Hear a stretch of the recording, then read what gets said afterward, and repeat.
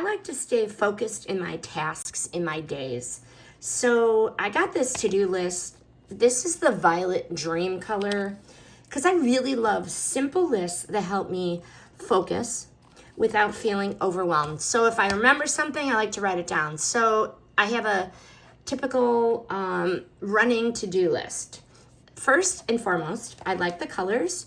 This is very sturdy. It has a cover. It has a hard back.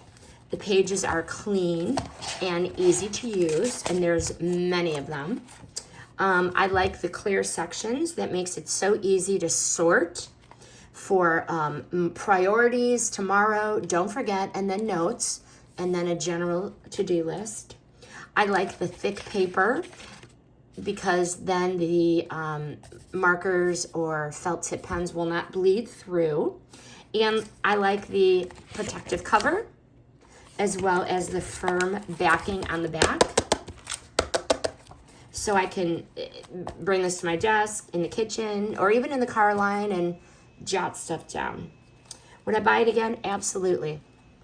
I really am trying so hard to stay organized. This pad makes that daily task doable.